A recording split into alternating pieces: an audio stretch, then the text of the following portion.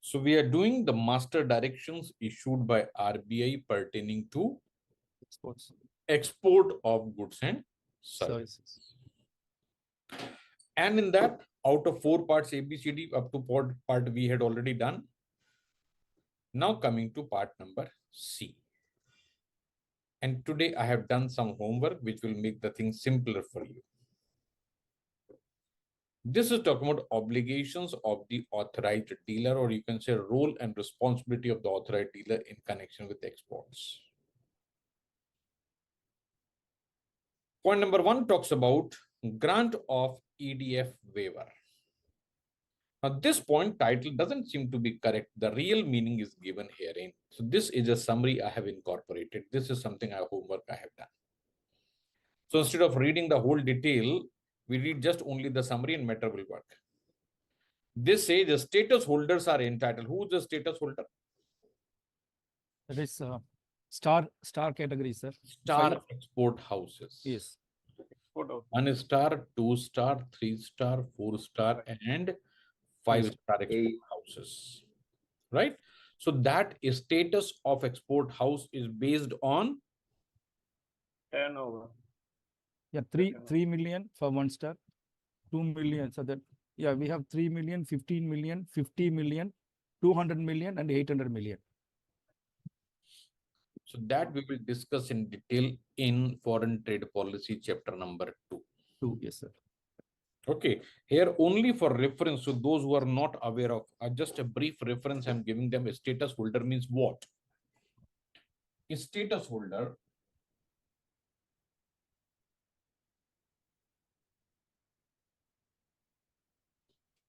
this is a status, or you can say it is a certification granted by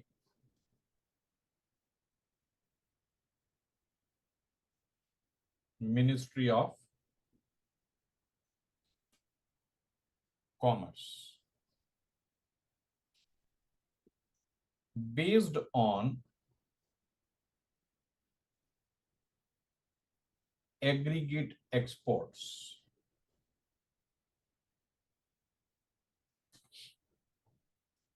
Based on aggregate exports. And here we have gems and jewelry,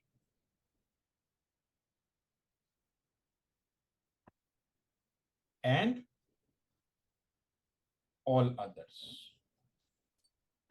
Now see the wording, based on aggregate export, not average export.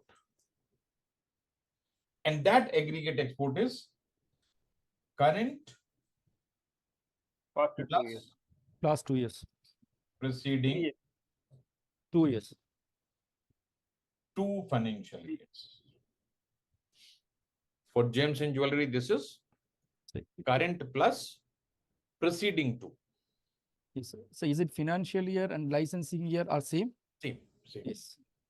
Right? And for all others? 3 years. This is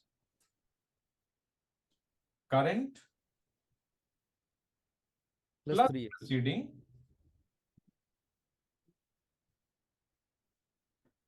3 financial years.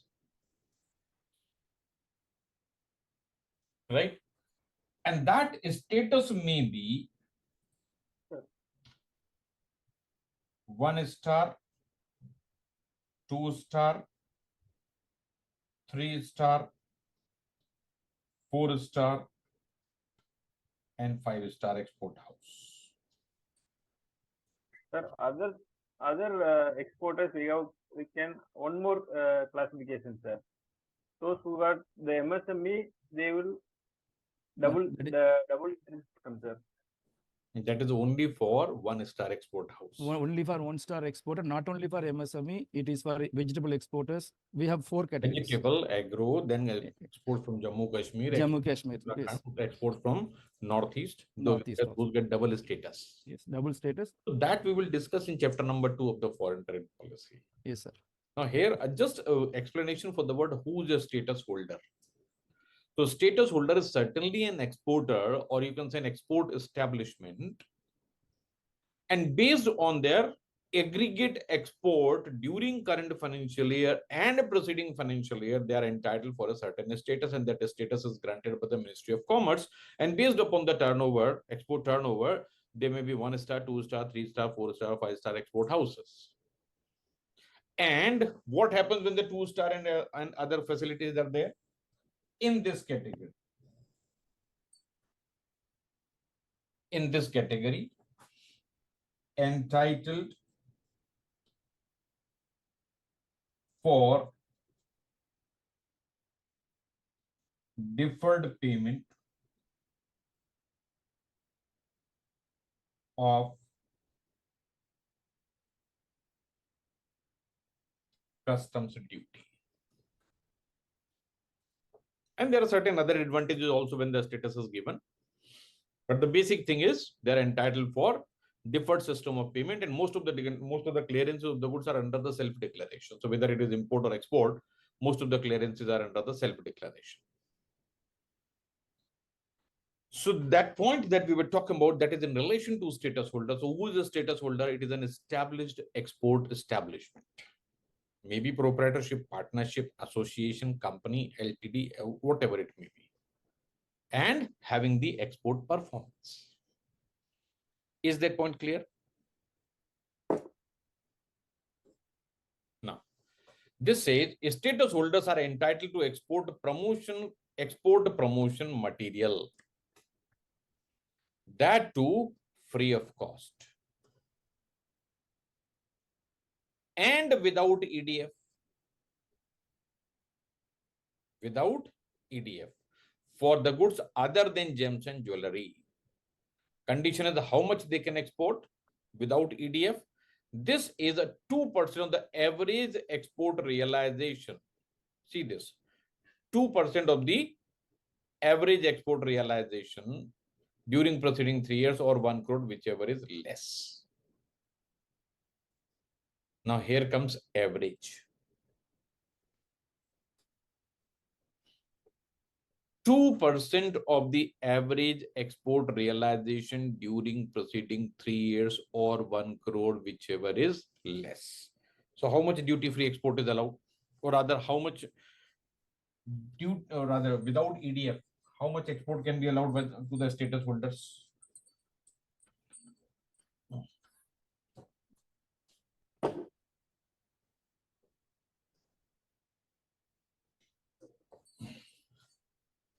Export of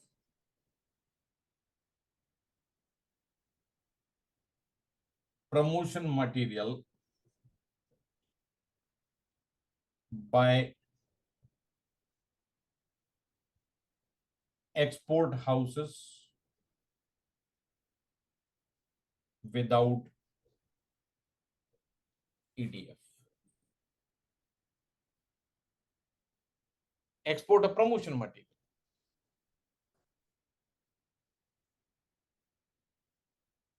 Which means to say it is a sample, sir?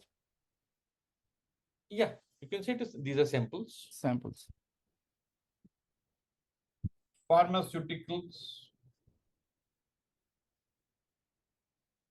products, vaccines, etc. And then we have all other goods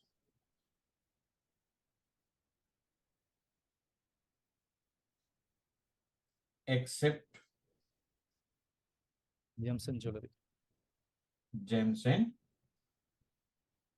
jewelry. How much is allowed? That is 8%. Yes, this is 8%. Sorry. Yes. 8% of Last 4 years average. average export realization.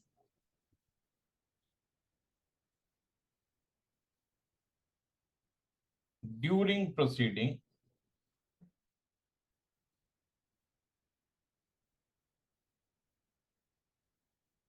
3 years. And here instead of 8%, this becomes 2%.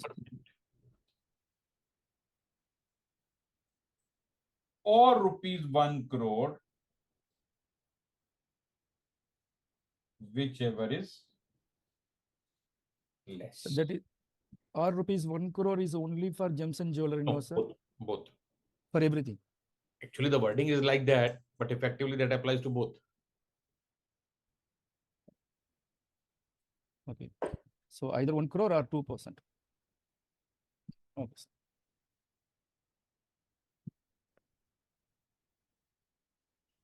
So how much export material, export promotion material? So these are, it is a kind of samples, you can say. Okay. Now, the next condition in this is such free of cost supply shall not be entitled for duty drawback or any other export incentive. Add this below this. For such export, no duty drawback, no export incentives. Okay, so that you can add in the chart itself.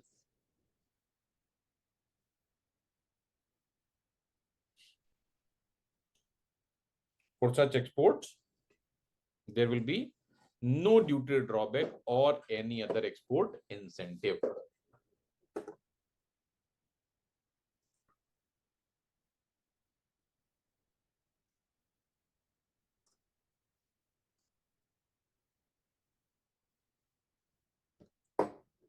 Noted?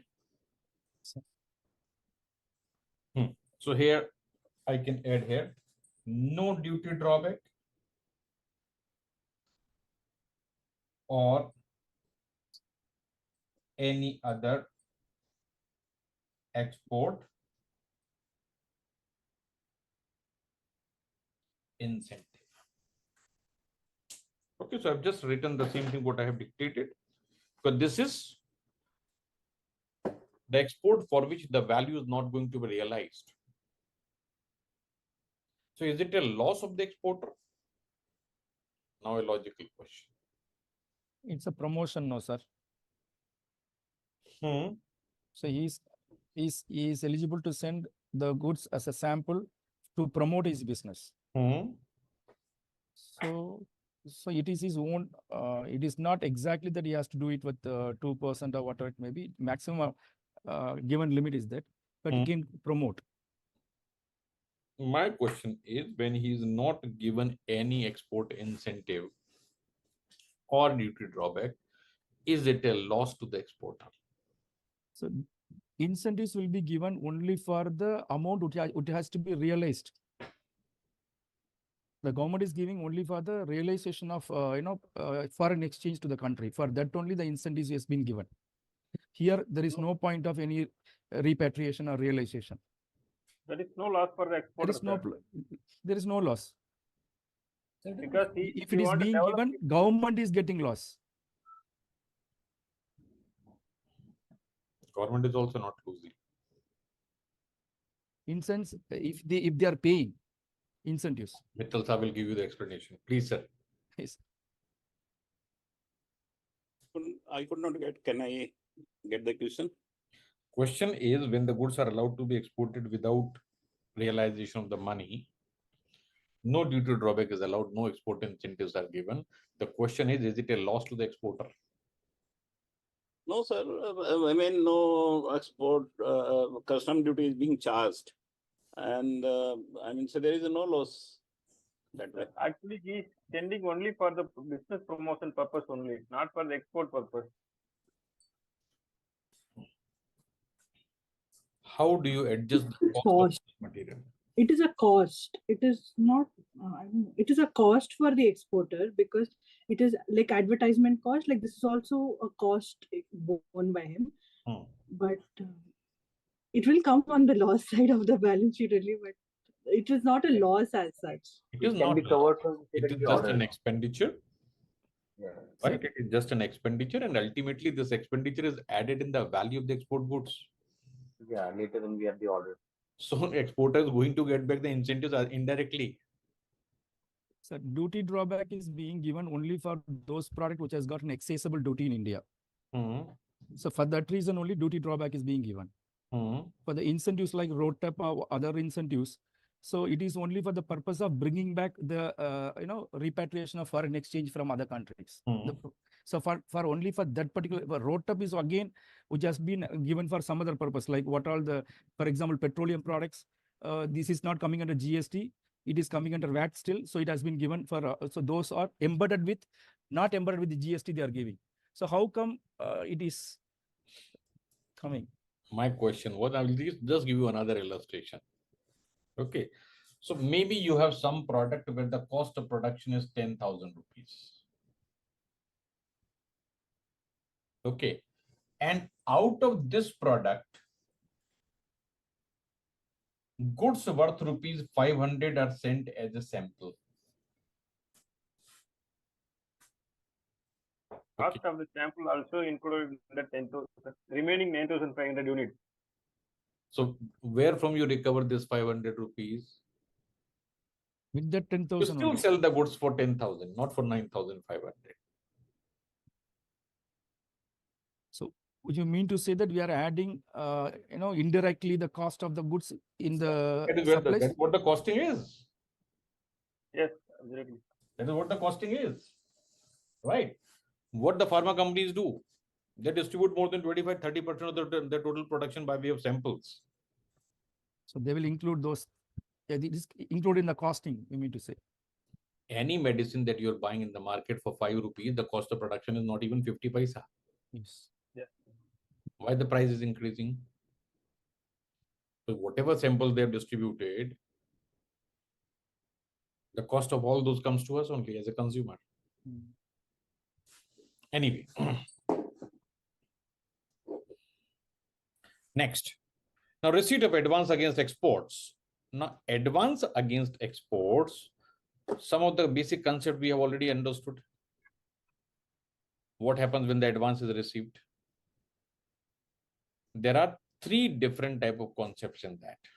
In general, the advance should be received only for those goods for which shipment will take place within 1 year.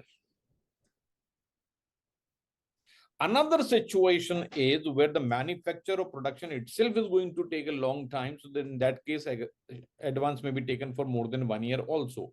But the maximum term allowed, that is in third situation, that is up to 10 years.